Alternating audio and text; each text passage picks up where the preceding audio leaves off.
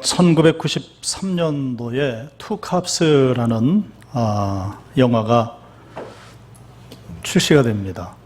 투캅스, 두 경찰관 혹은 두 형사, 이런 이제 제목이 되겠죠. 93년도니까 지금부터 27년 된 그런 영화입니다. 그 영화에 보면 국민 배우라고 불리는 안성기 씨가 조윤수 형사로 등장을 합니다.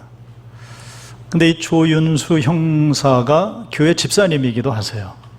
근데 이 조 형사가 조금 고약스러운 분입니다. 옛날에는 길 가다 보면 리어카에 무슨 카세트 테이프나 여러 가지 놓고 이렇게 많이 팔지 않았습니까? 그런 분들, 즉 좌판을 버려놓고 조금 법을 어긴다고 그럴까요? 아무튼 먹고 살기 위해서 그렇게 일을 하는 분들에게서 정기적으로 수금을 하는 아주 전문적으로 그쪽에 뛰어난 그런 형사로 등장을 합니다. 물론 요즘은 없습니다. 27년 전 얘기입니다. 그리고 이 조윤수 형사는 교회 집사니까 주일날이면 이제 교회 갑니다. 교회 가서 수금한 돈 중에서 빳빳한 종이 돈을 골라서 헌금 봉투에 넣습니다.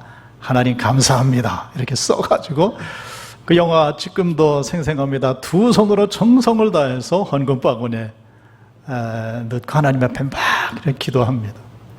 근데 그 파트너 되는 형사가 어느 날 같이 그 예배 드리러 갔다가 그 모습을 보고 막 옆에서 뭐라고 그럽니다. 말이지 삥땅, 그게 아니고 수금한 돈을 가지고 무슨 하나님 앞에 감사 헌금을 바치고 축복을 해달라고 그러냐. 근데 그분은 그러죠. 이거 하나님 앞에 감사를 해야 다 일이 잘 되는 거라고 말이죠. 그럽니다.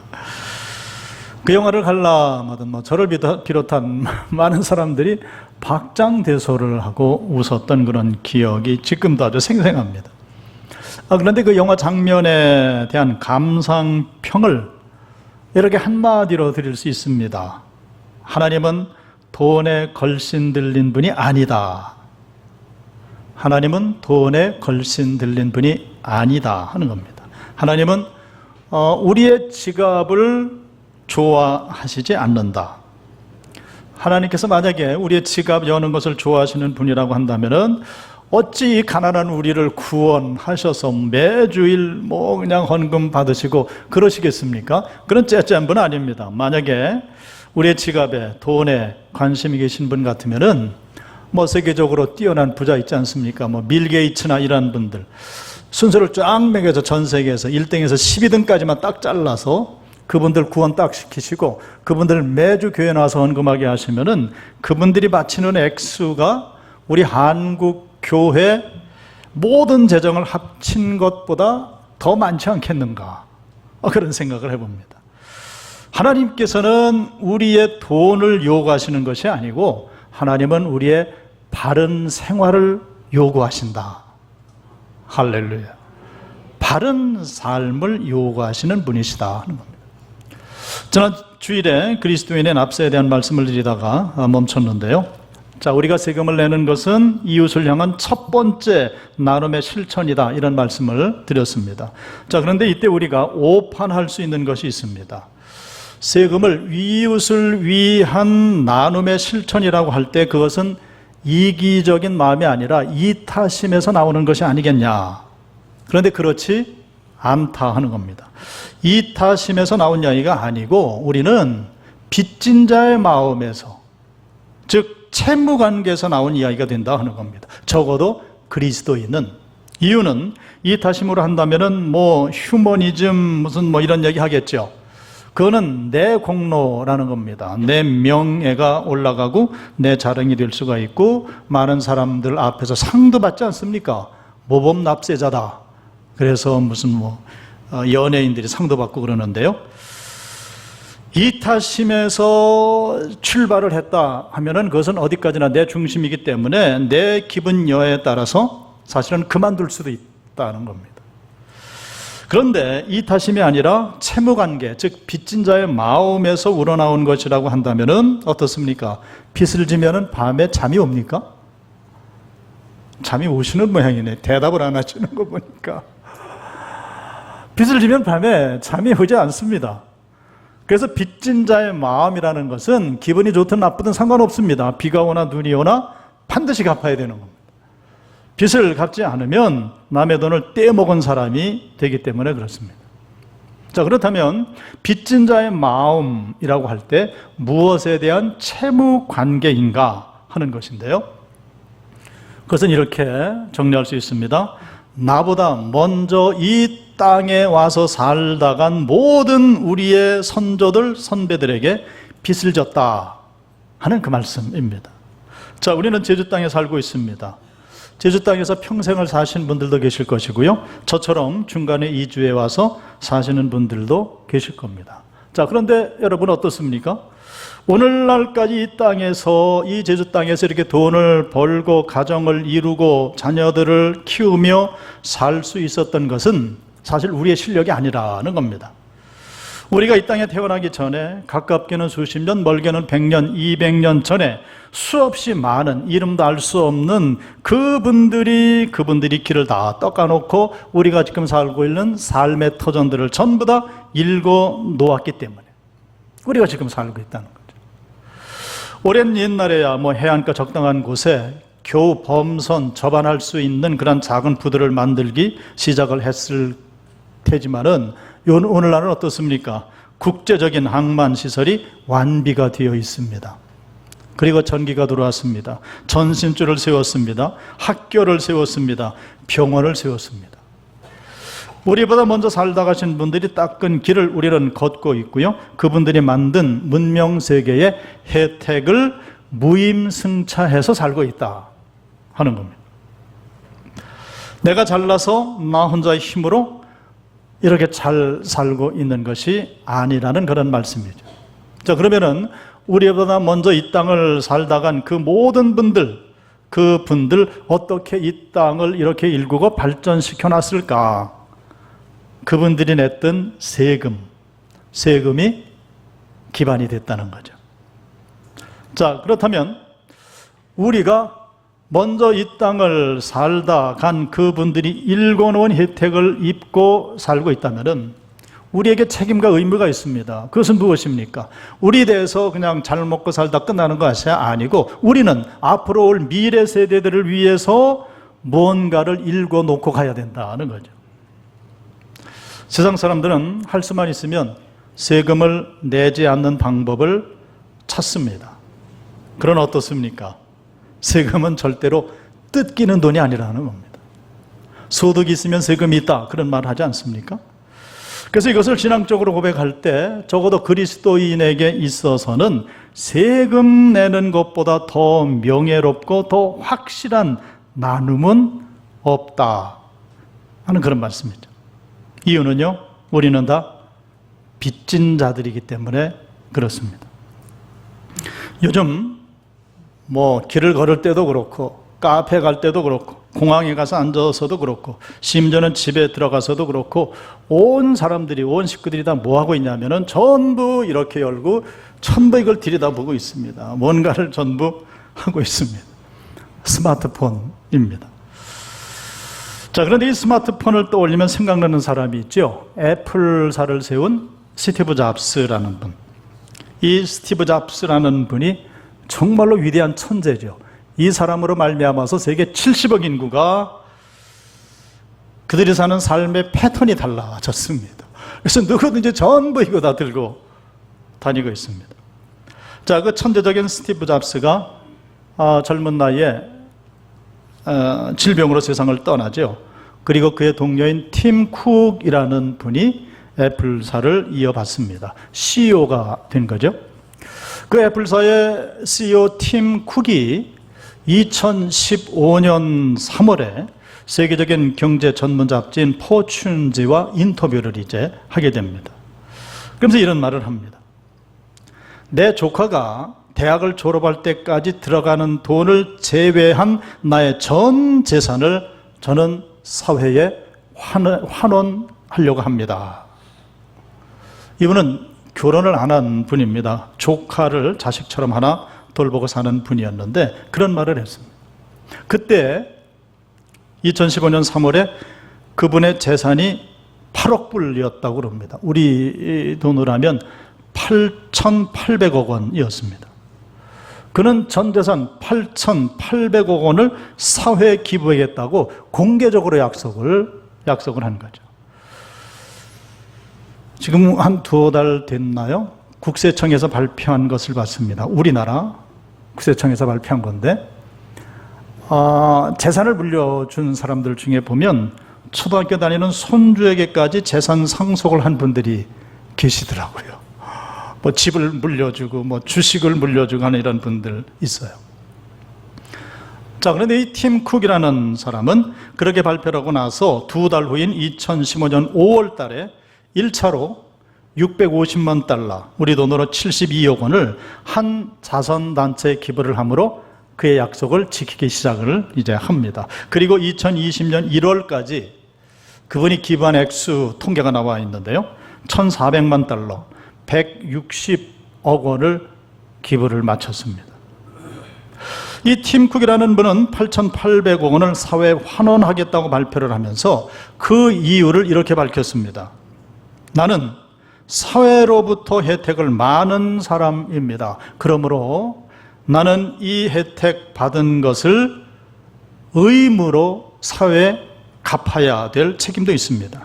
나는 확실히 혜택을 많이 받은 사람이기 때문에 이 일을 하려고 하는 것입니다. 이 팀 쿡은 미국에서 태어났습니다. 그리고 아주 세계적인 교육을 받죠. 그리고 나서 스티브 잡스를 만나서 그로부터 천재적인 경영 기술을 배우게 됩니다. 팀 쿡은 말을 할 때 내 실력으로 내가 잘나서 이렇게 성공한 것이 아닙니다 라고 말을 하는 거죠. 나는 혜택을 많이 입었습니다. 그래서 나는 이 세상에, 사회에 빚을 많이 졌습니다. 그래서 이 진 빚을 다음 세대를 위해서 사회에 갚으려고 하는 것입니다 라고 이야기를 지금 하는 거죠. 자, 자본주의가 미국에서 꽃을 피웠습니다. 자본주의 나라가 됐죠. 그렇게 벌어들인 달러로 지금 미국이 전 세계를 경제적으로 지배를 하고 있습니다. 그래서 얼마나 많은 또 욕을 먹는지 모릅니다. 그렇게 욕을 먹고 있지만은 그 미국의 자본주의가 오늘날까지 저렇게 건실하게 세계를 리드해 나갈 수 있는 이유가 있다는 겁니다. 그것은 무엇인가? 그들의 밑바탕에는 청교도적인 신앙 정신이 깔려있기 때문이다. 그 말을 하는 겁니다. 청교도적인 신앙 정신이 깔려있기 때문에 빚진 자 의식을 가지고 있는 지도자들을 매해 이렇게 배출해내는 겁니다. 그래서 그들은 빚진 자의 마음을 가지고 우리가 종종 그 소식을 듣지 않습니까? 그분들이 자기 재산들을 사회에 환원하는 그러한 모습. 근데 이런 모습을 우리나라에서는 잘 볼 수가 없습니다. 성도 여러분, 비단 그리스도인이 아니더라도 이 땅에 오늘 살고 있다면은 그 사람들은 모두 누구에겐가 빚을 진, 혜택을 입은 그런 사람들입니다. 그래서 그 사람들 빚을 갚아야 된다는 겁니다. 하물며 그리스도인이라고 한다면은 위로는 하나님의 사랑, 즉 하나님께로부터 진 사랑의 빚, 그리고 또 하나는 이 세대를 살아갈 때 많은 사람들에게 빚을 지고 살아갈진데 우리는 이중적으로 빚을 졌다. 그래서 이중 채무자라는 겁니다. 서양 사람들은 그렇게 생각 안 하겠죠. 그러나 땅끝 증인은 그리스도인이라면 이것을 생각을 해야 한다는 거죠. 이러한 사실을 깨달을진데 그 사랑의 빚을 갚는 의미로 나의 일터, 내 생업의 터전에서 날마다 일을 해 나가는 거죠. 그 그리스도의 일터에서 불량식품이 나올 수가 없는 거죠. 왜요? 사랑의 빚을 지금 갚고 있기 때문에. 오늘도 나는 눈을 떠 삶의 현장에 나가 살 때에 하나님께 받은 사랑의 빚을 사랑으로 실천해 나간다. 그렇게 마음을 먹고 나간다면 그 일터가 거룩한 성직을 감당해내는 그런 현장이 된다는 겁니다. 그러니 그 현장을 통해서 남에게 희생을 강요할 수가 있겠습니까? 폭리를 취할 수 있겠습니까? 먹거리를 가지고 장난을 칠 수가 있겠습니까? 절대 그럴 수 없다는 거죠. 세상에서는 고아원에 기부도 하고 양로원에 기부도 하고 하는 이러한 일들, 소중한 일들을 우리가 봅니다만은, 그런데 소중한 일이긴 하지만은 그렇게 해서는 교회의 세상이 새로워지지 않는다는 겁니다. 물론 좋은 일이에요. 그러나 바뀌어지진 않는다. 그렇지만은 그리스도인으로서 내가 하나님으로부터 받은 사랑을 사람 사랑으로 이 땅 가운데 구현해내겠다는, 나의 삶의 현장에서 그 받은 하나님의 사랑을 실천에 옮기겠다는 그 마음을 가지고 그리스도인들이 세상 나가서 그 요소에서 살아갈 때 드디어 세상은 바뀌어지고 새로워질 수가 있다는 겁니다. 누구만 하실 수 있어요? 하나님만 하실 수가 있다는 겁니다. 누가 그 일을 대신해요? 그리스도인들이 한다는 겁니다. 자, 오늘 본문의 말씀으로 다시 돌아가 보겠습니다. 자, 마태복음 5장 13절로 16절의 말씀 한번 우리가 교독해서 한번 읽어보겠습니다. 제가 13절을 먼저 읽습니다. 너희는 세상의 소금이니 소금이 만일 그 맛을 잃으면 무엇으로 짜게 하리요? 후에는 아무 쓸데없어 다만 밖에 버려져 사람에게 밟힐 뿐이니라.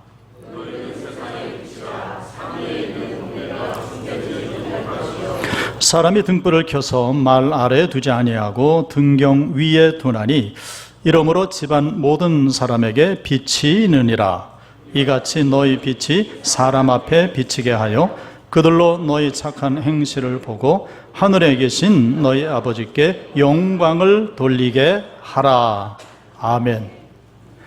너희는 세상에, 그랬습니다. 지금 이 말씀은 예수 믿어 구원받는 그 믿음, 이런 말씀보다 차원이 더 높습니다.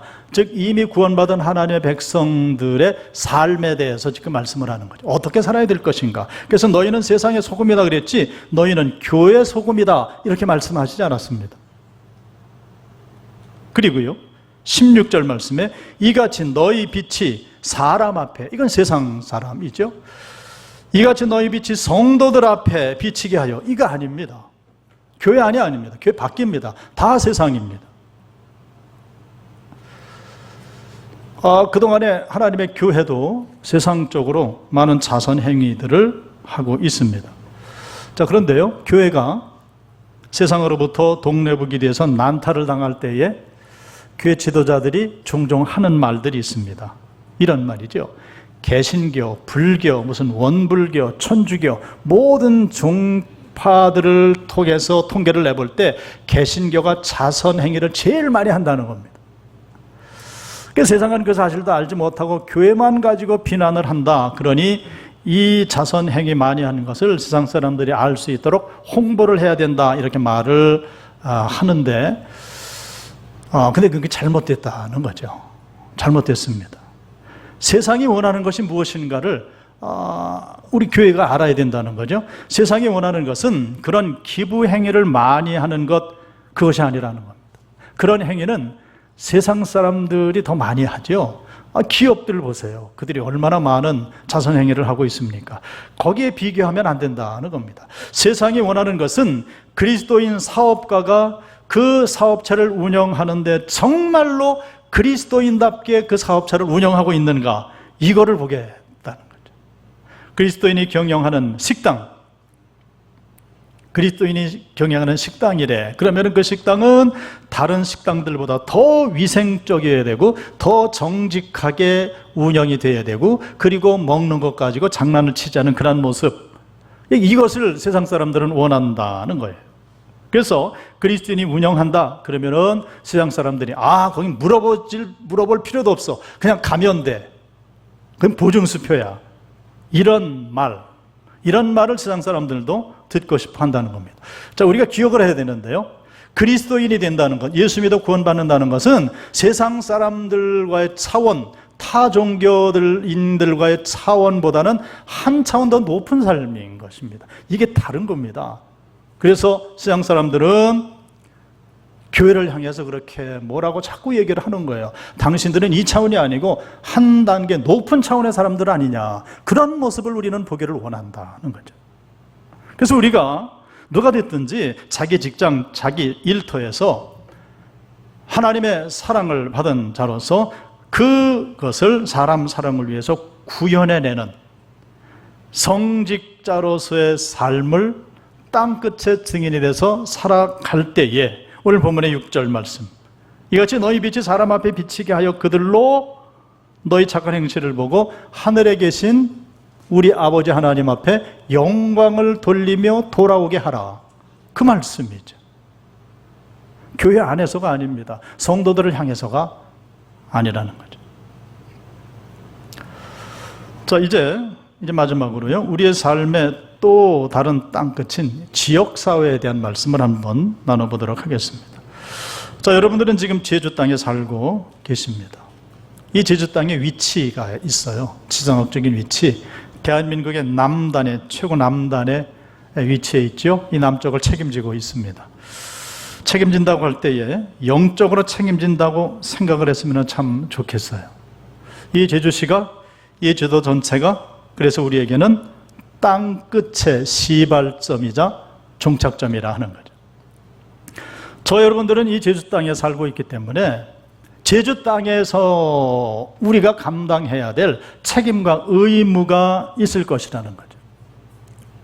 책임과 의무를 우리가 생각하는 것은 지금 이 땅 살고 있는 이 현대 우리가 잘 먹고 잘 살자는 그런 말이 아니고요. 현재뿐만이 아니고 앞으로 미래 세대에 오고 오는 우리의 후손들이 이 땅에서 살아갈 때에 우리의 혜택을 좀 입고 빚진 자의 마음을 가지고 살아갈 수 있는 그 일을 오늘 우리가 해야 된다는 거죠. 그래서 이 땅을 새롭게 해야 된다는 거죠. 그것이 땅끝의 증인이라는 거죠. 이런 미래를 생각할 때 사실 마음이 좀 조급해지게 되는데요. 지금 대한민국에서 이 미래를 위해서, 미래 이 땅에서 살아갈 미래 청년들, 젊은 세대를 위해서 오늘날의 기성세대들이 풀어야 될 시급한 문제들이 물론 여러 가지가 있는데 한 가지만 말씀을 드리고 싶습니다. 도시 집중화 현상과 농촌의 공동화 현상, 즉 도농 격차를 해소하는 그 일이 정말로 시급하다라고 생각을 합니다. 자, 모든 사람들이 모두 다 대한민국의 서울을 얼마나 선호하고, 고등학교 들어가면 아주 로망이 서울에 있는 대학교 가는 것이라고 그러죠. 로망은 서울이다. 다 그쪽으로 집중하고 있습니다. 남한 면적이 10만 364제곱킬로미터입니다. 10만 364제곱킬로미터인데요. 그 중에 사람들이 집중하고 있는 대도시, 그 대도시의 면적은 얼마나 될까? 모두 다 서울 하고 있는데요. 서울특별시의 면적이 605제곱킬로미터밖에 안 됩니다. 이게 얼마나 되는 면적인가 할 때에 아주 간단하게 이 제주도 땅의 3분의 1 면적밖에 안 됩니다. 제주도가 1850제곱킬로미터거든요. 그런데 그 3분의 1밖에 안 되는 그 땅에 전 국민이 전부 그냥 서울로 하고. 자, 그럼 조금 폭은 넓혀서요. 서울과 저기 남한 땅에 6개 광역시가 있지 않습니까? 인천 등등. 그 면적을 다 합치면 5,300제곱킬로미터입니다. 그러니까 우리나라 전 국토의 5%에 불과한 그 땅의 넓이입니다. 그런데 이 5%밖에 안 되는 이 지역에 대다수의 국민들이 모두 다 지금 몰려 살고 있습니다. 자, 그렇다면 남한 땅의 95%의 지역은 그만큼 방치되어 있다는 그런 말이 되는 겁니다. 자, 이번에 큰 비로 인해서 많은 지역에 많은 분들이 큰 어려움을 겪고 있습니다. 소중한 인명들이 돌아가시거나 부상을 입고 하는 그런 일들이 있었고요. 가옥들이 무너졌고 축사들, 또 많은 가축들이 피해를 당했습니다. 그 도로가 무너졌고요. 강둑이 터졌습니다. 산사태가 난 것이 한두 군데가 아닙니다. 마음 아픈 그런 많은 소식들을 우리가 봤습니다만은, 근데 제가 그 뉴스들을 보면서 퍼뜩 생각났던 게 그겁니다. 도시의 경우는 어떠했는가? 올해 장마비는 도시와 농촌을 구별하지 않았습니다. 모든 지역에 퍼부었습니다. 퍼부었는데 홍수의 피해는 도시에 비교할 수 없을 만큼 농촌에 집중됐습니다. 그래서 그 모습을 보고 저는 혼자 그런 생각했습니다. 야, 이거 이제까지 저만큼 농촌에 대한 배려가 없었구나. 전혀 준비가 되어 있지 않은 그런 모습이었죠. 이런 상황 하에서 농촌 출신 가정의 자녀들이, 손주들이 명절 등등을 맞으면은 며칠씩 거의 의무적으로 농촌의 고향을 이제 방문을 하게 되죠. 그런데 그 자녀손들에게 농촌에 있는 그 부모 집, 할아버지, 할머니 집에 들어가서 이어받아서 살겠느냐 라고 물었을 때 그 아이들이 뭐라고 그러겠습니까? 전혀 아니라고 그러죠. 아니, 오히려 할아버지, 할머니들이 먼저 펄쩍 뛰실 겁니다. 너희들은 도시로 나가야 된다. 도시로 나가야 된다. 자, 스위스라는 나라가 있는데 그 면적이 41,277제곱킬로미터입니다. 이게 잘 감이 안 오실 텐데요. 스위스 면적이 우리 남한 땅의 3분의 1 정도밖에 안 됩니다. 그럼 이제 감이 오시죠? 자, 그런데 이 스위스 땅에도 분명 도시, 농촌이 있지요. 그런데 거기는 전혀 도시와 농촌의 격차가 없답니다. 구분되질 않는다는 거예요. 선진국과 후진국을 나누는 여러 가지 경제 지표가 있습니다만은, 그런데 선진국과 후진국을 나누는 간단한 방법이 있다고 그럽니다. 자, 외국도 마찬가지죠. 농촌 지역으로 가면은 뭐 극장 이런 것들이 많이 없습니다. 문화생활을 즐길 만한 시설이 없고요. 뿐만 아니라 어떤 상업 활동을 할 수 있는 그러한 시설들도 잘 없습니다. 뭐 공장이 있습니까? 무슨 대형 마트나 백화점이 있습니까? 이런 것들이 많이 없습니다. 그것은 외국이나 우리나라나 농촌 상황은 다 똑같습니다. 그런데 선진국으로 분류되는 나라들은 어떻게 다른가? 농촌 가정을 방문을 해서 출입문을 열고 딱 들어갔을 때 도시에 사는 사람들에게 조금 더 뒤지지 않을 모든 문화생활을 누릴 수 있도록 다 갖춰져 있다는 겁니다. 그래서 도시와 농촌의 격차가 없다. 그런 모습을 보고 선진국으로, 초인류 선진국으로 이렇게 분류를 한다는 겁니다. 자, 우리나라도 많이 이제 달라지긴 했습니다만은 스위스에 비교를 해보면은요, 스위스는 우리보다 국토 면적이 3분의 1밖에 안 되는데 그들은 그 모든 면적이 전부 다 99%가 가용 면적으로 되어 있답니다. 다 사용할 수 있는 그런 면적. 우리나라 지금 인구가 집중된 그 서울시와 6개 광역시가 있지 않습니까? 그 광역시의 가용 면적으로 비교를 해보면 스위스는 우리나라의 3분의 1밖에 안 되는데 가용 면적은 우리나라의 8배가 된다는 거예요. 이게 엄청난 차이가 있는 거죠. 어떻게 스위스가 저렇게 됐는가? 이미 수백 년 전부터 스위스 땅을 일궈낸 조상들에게 혜택을 입고 있기 때문에 그렇다는 겁니다. 옛날 그 조상들이 그런 표현을 하대요. 옛 조상들이 손톱이 빠지도록 그렇게 산간을 개간을 하고 그리고 모든 것들을 개발을 했다는 겁니다.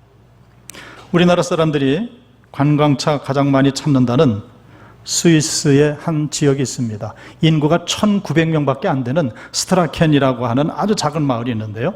그런데 이 스트라켄이라는 1,900명이 사는 이 마을이 1년에 관광객을 통해서 벌어들이는 돈이 얼마인가? 2천억 원이 넘는답니다.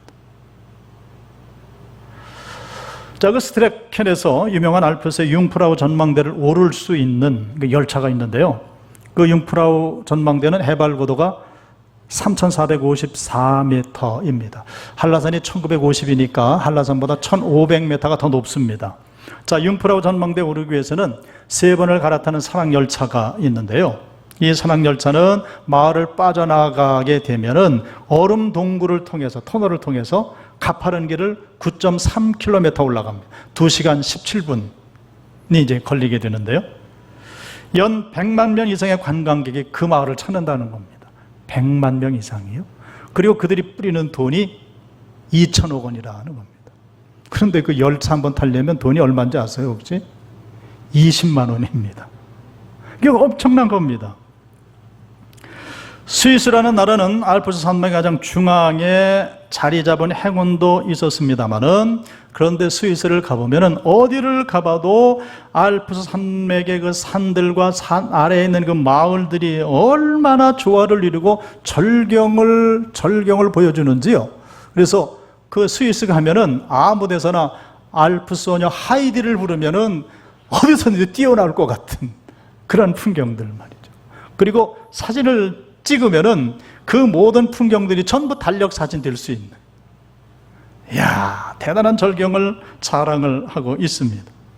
자, 알프스 산맥은요, 프랑스에서 시작을 하죠. 프랑스, 스위스, 오스트리아, 그리고 슬로베니아로 이렇게 흘러가게 되는데, 자동차를 타고 스위스에서 오스트리아를 거쳐서 슬로베니아 땅을 이제 들어가게 되면, 다 같은 알프스 산이었는데 슬로베니아를 딱 들어가게 되면은 산을 쳐다보기가 싫다는 거예요. 이게 무슨 얘기입니까? 개발이 안 돼 있는 거죠. 발전이 잘 안 돼 있다는 겁니다. 그런데 그 스위스, 특히 스위스의 모든 땅들은 그렇게 아름답게 개발이 되어 있어요. 그런데 그 모든 것들이 저절로 되어져 있는 것이 아니라는 거죠. 우리는 두 가지를 생각을 해야 되는데, 첫째는 그 스위스에서 종교개혁자 존 칼빈이 종교개혁을 시작하지 않았습니까? 참된 신앙을 가지고 참된 삶을 일찍이 가르쳤습니다. 사회적으로는 민주주의가 꽃피우기 시작한 땅이 스위스이지요. 두 번째는 그 하나님 사람과 사람 사랑의 그 신앙 정신으로, 앞에서도 말씀을 드렸습니다마는 100년, 200년, 300년 전부터 그 선조들이 손톱이 빠질 때까지 그렇게 국토를 가꿔 놨더니 저렇게 멋진 나라가 돼서 그 후세들이 지금 큰 혜택을 입고 있더라 하는. 그러니까요, 이렇게 돼요. 제주도 땅에 누가 사느냐, 이게 문제가 된다는 겁니다. 어떤 사람이 사느냐, 그리고 누가 제주도 땅을 이렇게 개발할 것이냐, 이게 이제 문제가 된다는 거죠. 우리는 제주도 땅을 생각하지 않을 수가 없습니다. 제가 10년을 제주에서 이제 살았는데요, 10년 산 제주도 땅을 정리를 하라 그러면은 몇 가지 단어로 정리를 할 수가 있습니다. 물론 좀 부정적인 언사가 될 수 있겠습니다만은 이런 것 생각나요? 제주도 그러면은 중국인, 중국 자본, 엄청난 지가 상승, 호텔과 펜션 건축, 그리고 난개발, 이런 단어가 생각나는 거죠. 그 육지에서도 제주도 그러면은 땅 투기 막 이런 것들을 생각하고,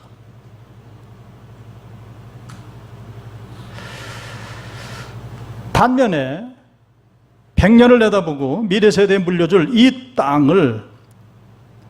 땅을 생각하고 우리 미래 세대들에게 어떤 긍정적인 비전 혹은 어떤 프로젝트, 그리고 후손에게 물려줄 어떤 청사진, 이런 것들을 제시하는 것을 사실은 잘 만날 수가 없었습니다. 전부 개발하는 겁니다. 전부 파헤치는 이러한 것들만 많이 보았습니다. 성도 여러분, 우리 믿는 자들의 생각은 좀 달라야 될 줄로 믿습니다.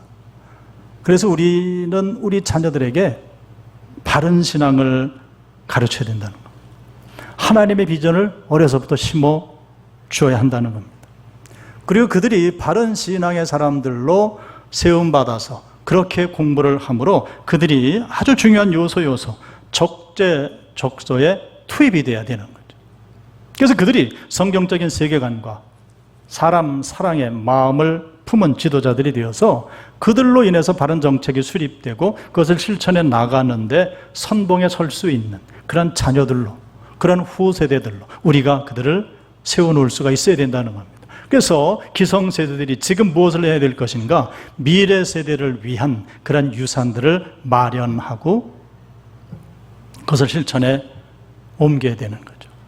아까도 말씀을 드렸습니다마는 고등학교만 들어가면 아이들이 전부 로망이 서울에 있는, 육지에 있는 대학교에 갈 그런 생각들을 합니다마는 우리가 그 스위스처럼 말이죠, 그렇게 아름다운 신앙의 유산 혹은 모든 자연, 모든 풍경들, 삶의 현장들, 이런 것들을 유산으로 물려준다고 한다면은 젊은 아이들이 오지 말라고 해도 제주도로 다 몰려들지 않겠습니까? 할렐루야. 오늘과 그리고 미래의 땅에 살아갈 우리의 후손들을 위해서 우리가 기도하고 해야 될 그런 일들이라는 겁니다. 바로 우리 그리스도인들이 가져야 될 기도 제목이고요, 오늘날 우리가 뜨겁게 품고 기도해야 될 사명이 되는 줄로 믿습니다. 왜냐하면 우리는 땅끝의 증인이 되기 때문에 그렇습니다. 자, 말씀을 정리합니다. 커다랗게 세 가지를 말씀을 드렸죠. 첫 번째는 우리의 가정을 땅끝으로 삼자는 말씀을 드렸습니다. 남편과 아내가 주님 안에서 둘이 한 인생을 살아가는 믿음의 가정을 일고 가는 믿음의 가정의 땅끝 증인이 되자 하는 말씀 드렸습니다. 두 번째는 우리 교회가 땅끝이라고 그랬습니다. 우리 스스로가 보편적인 교회가 되어서 땅끝의 증인의 교회를 날마다 이루는 땅끝의 증인으로서의 성도가 되어서 교회를 섬기자는 말씀 드렸습니다. 마지막 세 번째는 오늘 드린 말씀, 우리의 일터를, 그리고 우리가 살고 있는 이 제주 땅을 하나님 사랑, 사람 사랑을 이뤄내는 믿음의 땅끝으로 일고 가자는 그런 말씀을 드렸습니다. 이러한 귀한 비전을 품고 우리가 신앙생활을 하며 세상을 섬기며 나갈 때에 주님께서는 반드시 저와 여러분들을 들어서 당신이 계획하신 당신의 모든 섭리들을 이루어 내실 줄로 믿습니다.